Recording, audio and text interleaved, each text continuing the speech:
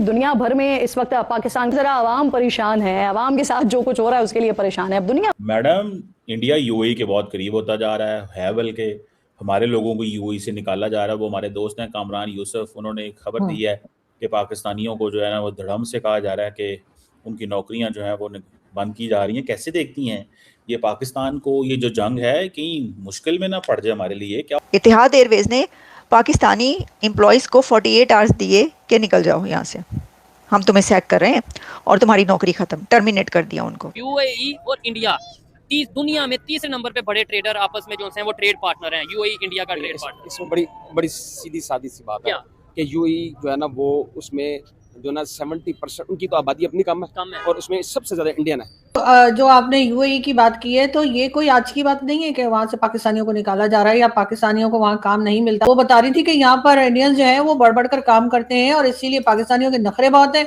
वो अपने आप को पता नहीं क्या तोप समझ रहे होते हैं, इस वजह से भी पाकिस्तानी जो है उनको काम जो है वो कम मिल रहा है। उस वक्त भी निकाला जा रहा था, मतलब 16 साल अमाराती एयरलाइंस में कोई 16 से 17 पाकिस्तानी काम कर रहे थे जिन्हें वजूहात नहीं बताई गई और उन्हें उनकी जॉब से निकाल दिया गया कि इसके अंदर अब हमने जो लेबर है वो रखनी है, हमने इंडिया की और फिलिपाइन की, इन दो ममालिक की हमने ज़्यादा से ज़्यादा जो लेबर है वो रखनी है। फिर ये दोनों आपस में बिजनेस पार्टनर कौन कौन? India and UAE. अच्छा, अब उसकी वजह से ये इसराइल, क्योंकि हिंदू मुल्क है वो, और उसकी वजह से इंडिया के ताल्लुकात जो है इसराइल से अच्छे, तो ये तीनों की एक ट्रीटी बन जाती है। नमस्कार दोस्तों, यूएई की एक एयरलाइंस में काम कर रहे पाकिस्तानी वर्करों को निकाल दिया गया है और इसी को लेकर पाकिस्तानी मीडिया में काफी डिबेट चल रही है कि हमेशा पाकिस्तानी लोगों के साथ ही ऐसा क्यों होता है, जबकि यूएई तो एक मुस्लिम देश है। यूएई एक मुस्लिम देश है लेकिन भारत के साथ उसके रिश्ते काफी अच्छे हैं। भारत के प्रधानमंत्री नरेंद्र मोदी को तो यूएई का सर्वोच्च सम्मान भी दिया गया है। साथ ही यूएई से पाकिस्तानी वर्करों को निकालने पर पाकिस्तानी मीडिया का कहना है कि पाकिस्तानी लोग यही इसी लायक कि इन्हें हर जगह से निकाल दिया जाता है, क्योंकि पाकिस्तानी वर्कर जहां भी जाते हैं वहां काम कम करते हैं और नौटंकी ज्यादा करते हैं, जबकि भारतीय वर्कर्स को इन मुस्लिम देशों में काफी सम्मान की दृष्टि से देखा जाता है और भारतीय वर्कर्स की पूरी दुनिया में काफी डिमांड भी बढ़ चुकी है। और ये पहली बार नहीं है कि पाकिस्तानी वर्कर और पाकिस्तानी लोगों को किसी मुस्लिम कंट्री या अन्य देशों से निकाल दिया गया हो, क्योंकि ये जहां भी जाते हैं वहां भीख मांगना और चोरी करना क्योंकि हम ईरान का साथ दे रहे हैं, हम ईरान के लिए कोई खास किस्म का स्टेटमेंट नहीं दे रहे। जो यूएई चाहता है तो उसके लिए वो हमसे इतनी चीजें करवाएगा, वो हमसे पैसा भी ले लेगा, वो हमारे लोगों को भी निकाल देगा। तो मतलब मुझे नहीं लगता, वो तो अटैक तो और भी कंट्रीज पे हुए हैं, सऊदीया पर भी हुए हैं, कतर कुवैत पर भी हुए हैं। देखिए बात ये है, पाकिस्तान की तो मैडम लिवरेज लेद है ना। पाकिस्तान के सऊदी अरब के साथ दिफाई एग्रीमेंट कर लिया, ईरान के मसले में वो बन गया, पाकिस्तान यूएई से पूछता भी नहीं है, तो अगले को कहते हैं यार मेरी इस मुल्क के ऊपर क्या लिवरेज है जो सेंटर स्टेज इख्तियार कर रहा है। A country which got into the centre of the entire लड़ाई के अंदर पाकिस्तान के अंदर सेंटर बन गया ना कि भाई डायलॉग हो रहा है, दोनों मुल्कों को करीब करना है। अभी भी वो ईरानियंस कह रहे थे कि भाई हम पाकिस्तान पे एतबार करते हैं, वो अकेला इस वक्त मीडिएशन में और कोई मुल्क नहीं है। तो ये चीज लगती तो बुरी है कि हमारे पास आते हैं, पैसे मांगने हैं, अमेरिका यूएई इंडिया लड़ाई बंद करवा रहे हैं, हमसे ये पूछते भी नहीं है, सऊदीज को ये इन्वॉल्व करते हैं, उनके साथ बैठ के इन्होंने फ्रेमवर्क बना लिया। असल तो दुख किस चीज का था ना, आपने अपनी आंटी को बीच में फिट कर दिया मैडम। सर आपको आंटी बुरी क्यों लग रही है? लेकिन इस चीज को नहीं भूलूंगा और हो सकता है यूएई को पता चल गया आपके इस बारे में, तो यूएई आपसे फॉर्मली रिटर्न जो है ना वो आपको बुला ले वहां पे कि भाई हमारी इतनी बड़ी लड़ाई में छोटी छोटी बातें क्यों डिस्कस कर रहे हो। अरे नहीं सर, मेरी बात सुने, ऐसा तो नहीं है ना कि अगर पाकिस्तानी इतने टैलेंटेड होते हैं, हमें अपने आप को इस काबिल करना होगा कि लोगों को हमारी जरूरत रहे, ना कि हम इतने हल्के हैं कि अगर निकालने की बात आती है तो सबसे पहले हमें ही निकाल के बाहर खड़ा कर दिया जाता है। ये तो कोई बात नहीं कि जी ईरान का साथ दे रहे थे, ईरान के साथ बात कर रहे थे या पीस टॉक करवा रहे थे तो यूएई ने पैसे मांग लिए।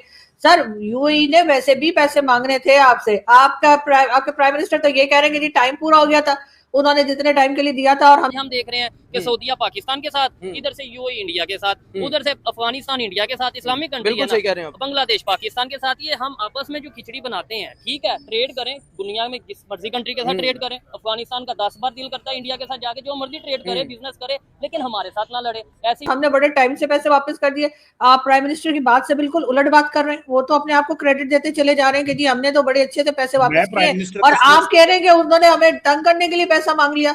ऐसे ही सर मैं सुन रही हूँ अभी पीटीसीएल से भी अपने शेयर्स निकालने वाला है यूएई, और मैं पीटीसीएल कहता से हूँ अगर एतिसलात ने अपने शेयर निकाल लिए तो सर सोचे यहाँ क्या बनेगा। तो फिर इनको सोच समझ के ही कदम। नहीं होगा, आप घबराएं मत। देखिए मेरी बात सुने, आप जैसे लोग जिनका पैसा दुबई में पड़ा उनको प्रॉब्लम होनी चाहिए, आम बंदे को क्या नहीं प्रॉब्लम है सर, यार? मेरा तो होटल ही उड़ा के रख दिया ईरान ने सर। बुर्ज अल अरब, बुर्ज अल अरब। आपका होटल तबाह हो गया? हाँ आप कभी अपने होटल में गई थी वैसे? कभी कभी आपको जाने दिया गया था उस होटल में? हाँ सर, एक बार सर फोटो भी रखी है इसीलिए कि सबको यकीन आ सके कि मैं गई थी और मैंने एक कप चाय भी पी थी, उससे ज्यादा मैं अफोर्ड नहीं कर सकती थी। सर अच्छा मैडम नहीं लगता ना अपने होटल में जाके फ्री का एक खाना। दफा होटल में आपको, आपके होटल में आपको एक दफा जाने दिया गया? हाँ सर, 2 बार 2 बार। 2 बार?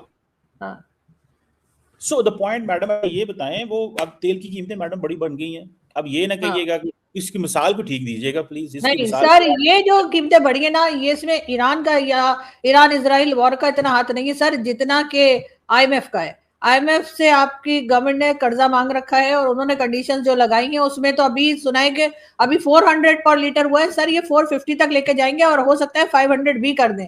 तो सर आपको सिर्फ तो फर्क पड़ता नहीं है। पेट्रोल अफोर्ड कर सकती है और कोई नहीं पाकिस्तान में कर सकता, ना ये तो 500। हाँ, नहीं नहीं सर, 450 तक तो जाएगा ही जाएगा। और आप देखिएगा क्योंकि ये जो आईएमएफ की कंडीशन है वो यही है। आपके जो फाइनेंस मिनिस्टर थोड़े दिन पहले अमेरिका बैठे हुए थे आईएमएफ से बात करने के लिए, वो यही कहकर आए हैं कि बेफिक्र रहो, हम पब्लिक का तेल निकालेंगे और तुम्हारा पैसा दे देंगे।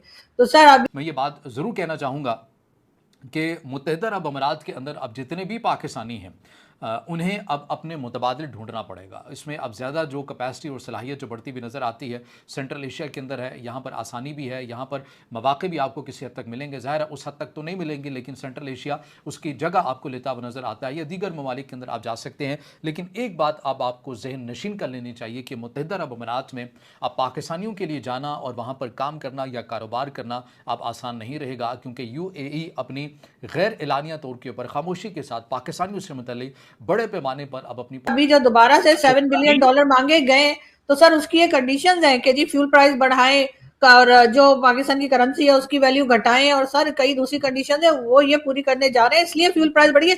ईरान वॉर का इसमें इतना ज्यादा नहीं है जितना कि आईएमएफ का है। डॉक्टर साहब आपकी बात हुई है फाइनेंस मिनिस्टर से? नहीं सर, उनसे मैं क्यों बात करूं? अच्छा, आप हवा में बातें कर रही हैं कि नहीं तो सर टीवी में सब जगह आ रहे हैं ना, वो बैठे हुए ना आईएमएफ से बात करने के लिए अमेरिका, अभी तो वापस आए वो।